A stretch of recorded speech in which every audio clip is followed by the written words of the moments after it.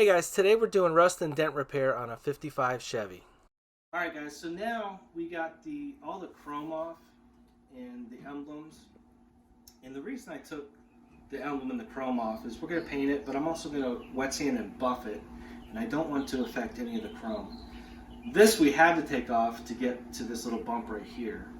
And it doesn't go down below where the emblem was, it's just bubbling up right here. But when we did take the emblem off, I did notice this one right here. So it's, for some reason, there's some rust up underneath the paint.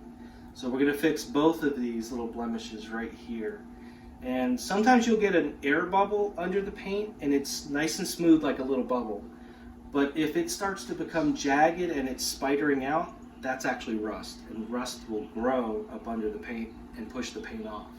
So these two, there's something under there. I believe there's going to be rust up under there. So we're going to fix those and then just touch that up and polish it, and you'll never know that they were there.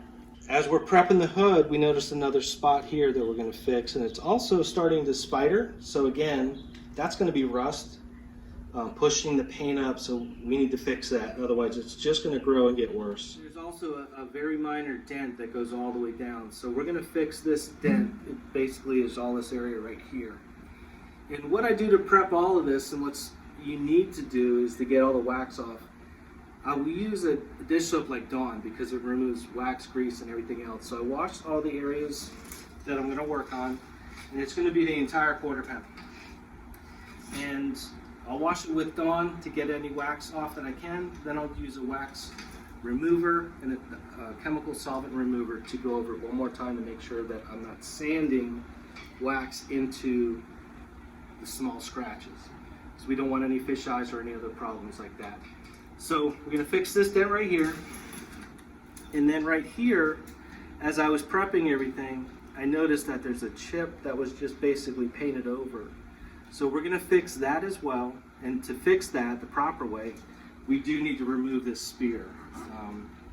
And the reason we're removing this is so we don't scratch it with the sander, or when I go to polish it, I can't get up into this area very well to polish it. We'll remove some of the shine from the aluminum.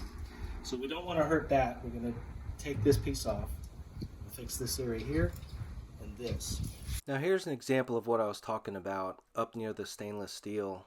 You can't really get the buffer up in there to polish that. And the closer I got to looking at the quarter, I noticed fish eyes in the paint. So this is the reason why I'm going to prep the entire quarter panel to get rid of these fish eyes and make the whole repair perfect. So I did mention that I washed the area that I'm going to repair with Dawn. But I want to make it clear you should never wash a finished car with Dawn because you're removing any protection, any wax, any polish. The Dawn will strip that right off. So never ever ever use dish soap on a finished car that you're trying to take care of and maintain. I'm only using that to get the wax and grease off so I can do the paint prep and body work. Also, when I get into this section down here, there's a chip from the door hitting the rocker panel. So we're going to fix that. And when we fix the back section, we can come up here and it's all going to be fixed, and it's all one panel that we're going to spray and paint.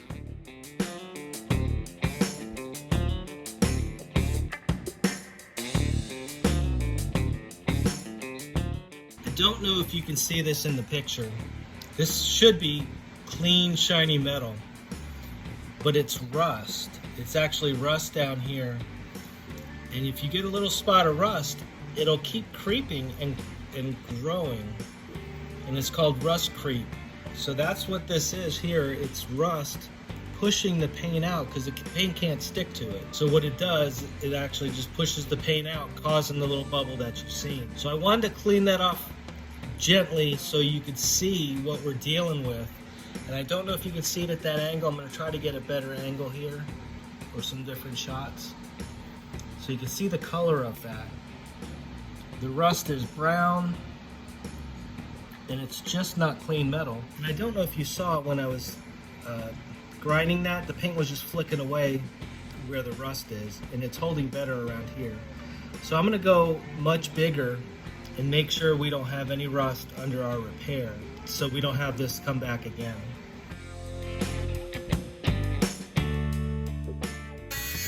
See how the paint's just flaking away? That's the rust underneath it. I know it's hard to tell now in this picture, but if you see the center part, and if you could feel it, it's clumps of rust. It's catching my finger, where over here it's nice and smooth. So that center section is where the rust is. I'm going to change my sander to a drum sander and clean this off a little bit better. Make sure it's completely bare metal with no issues. I think that's a better representation of what we're dealing with. I don't know if I get a different angle for you. See that brown in the center? That's the rust. So we're gonna fix that. So we're just gonna grind that off till it's bare metal. Now that's what it's supposed to look like when we get down to the bare metal. Get the rust spot out of there. And we're gonna use a 2K primer to keep that from coming back. Now we're going to move over to the little one over here on the side. This one wasn't so self-evident until I started prepping everything and noticed that this was bubbling up as well. I'm just going to use the drum sander on this and sand this one back, just so you hopefully you'll be able to see the rust that's under there. And the paint, as I sand it, should flake right on.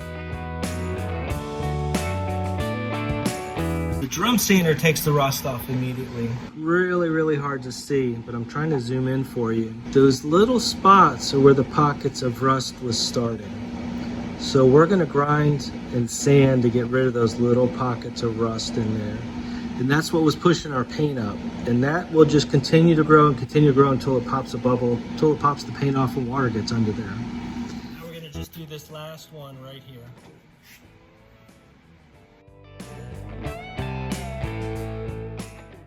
Got our 3 spots that we're going to fix and repair, but I just wanted to stop for a second and say, what causes this?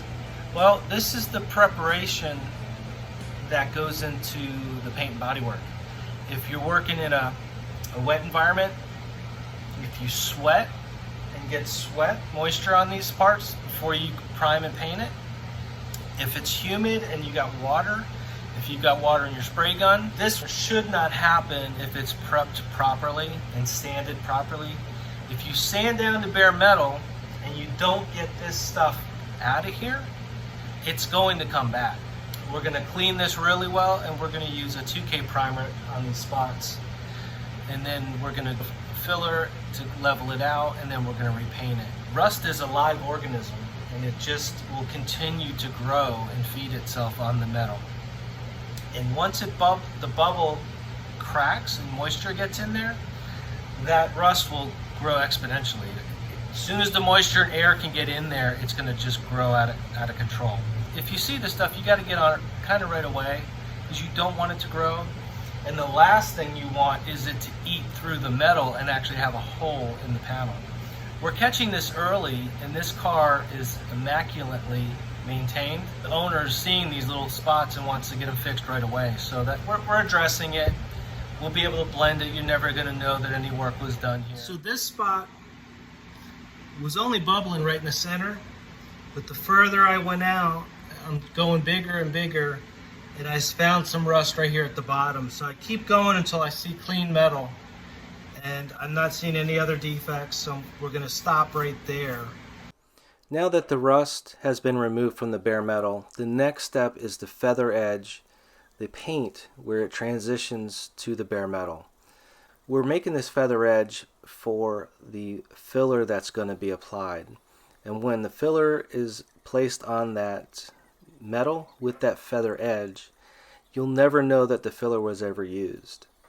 So every spot that we've done, we're going to feather edge, and I'm using different types of grit here.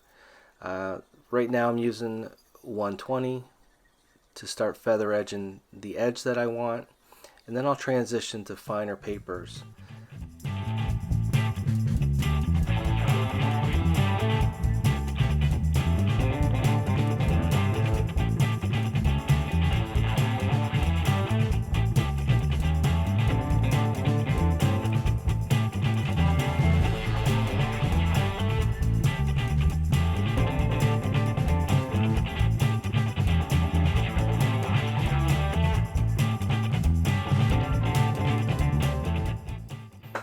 This is an example of what I was talking about, feather edge. You can see the bare metal, you can see the filler, you can see the clear coat sanded away from the color coat, and then you see the ring where the clear coat was. Now you can see the filler has been filled into those edges and smoothed. Now I'm starting on the back section. To fix this small crease in the metal, we got to remove the paint and the filler, and I'll sand this down because I want my filler to be on bare metal. And you can see in this that there was filler on this previously, but we'll sand this down, and then we're also going to do the same feather edge that we did on the hood. Now I'm applying the body filler. I'll apply it in two different directions, and I'll keep pulling it across in an attempt to get air bubbles out of it and get it as smooth as I can. Now I'm starting to sand the filler for the first layer, and I'll use a heavy grit like an 80 grit just to get it smooth, just to get the heavy surface off. And then I'll use paint sticks as a straight edge. I'll use a foam sanding pad, and if you notice, I'm sanding in an X pattern going back and forth, and the X pattern to sand is very important to get a straight panel.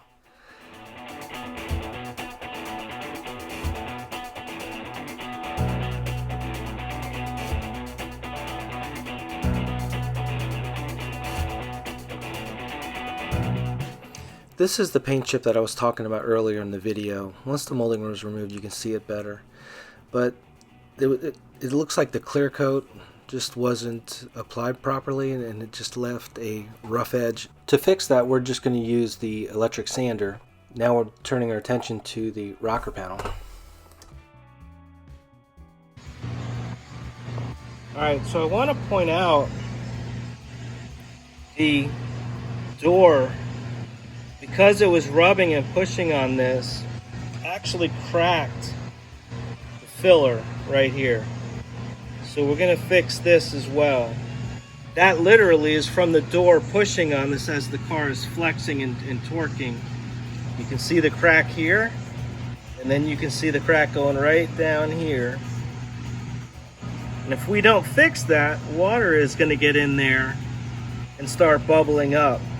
So we're going to fix that and make that repair as well. What we're going to do is we're going to just grind into that crack, feather it out, and then refill it.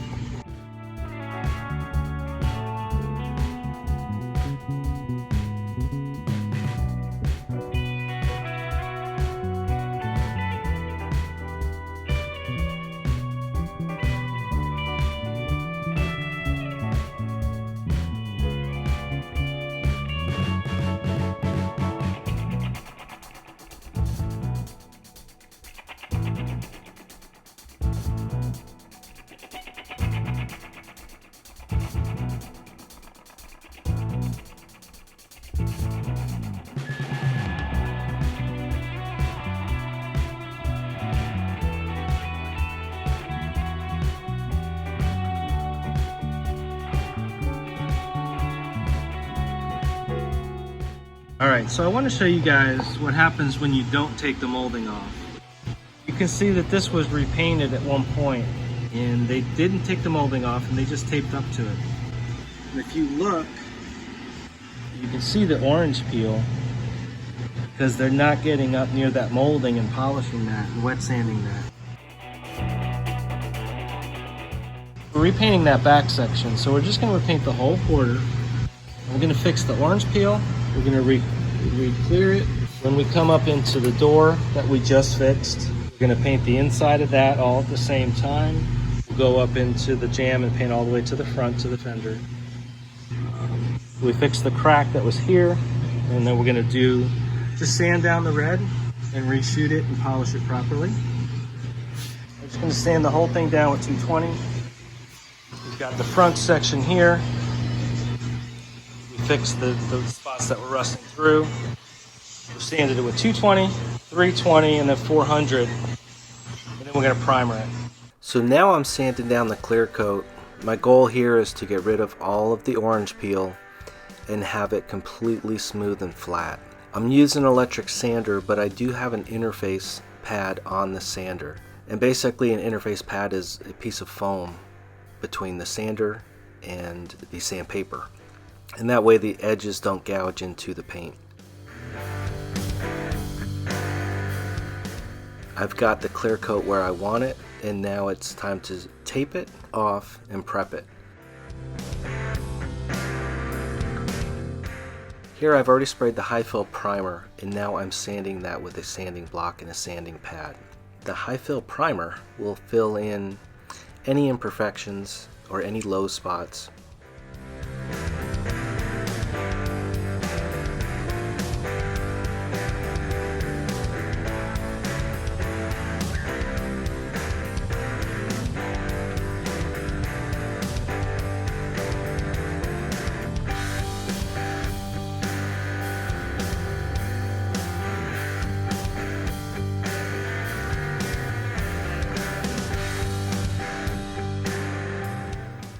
I'll keep sanding it until I'm happy with what I'm seeing visually. And then I'll use guide coat, which is black paint that you saw there. It's used to determine if there's any high and low spots. So now the car is completely taped off with bisqueen, and then over top of the bisqueen I have paper. And the reason that I have paper is that the base coat, the color coat, will stick to the bisqueen. And then when you go back to spray the clear coat, that color coat can flex off and blow off from the pressure of the air gun. It won't blow off of the paper, and in my opinion, you just have less problems doing it with the paper as opposed to the bisqueen. Here's the front section prepped. It'll get the base coat, and then I'll peel back the bisqueen and give the entire hood a coat of clear. Now we can see that the hood has been polished. The chrome has been put back on, and it's been wet sanded, and you can't tell that there was ever a repair to these areas. This is the rear quarter panel. You can see now there's absolutely no orange peel at all in it. It's mirror straight and beautiful. If you look at the reflection in the paint, you can see there's no defects, there's no waves. It should be noted that this is a two-stage paint system with a base coat and clear coat, starting with the first coat of a sealer. From there, everything was wet sanded and buffed to achieve the shine that you see. Thanks for watching. See you on the next one.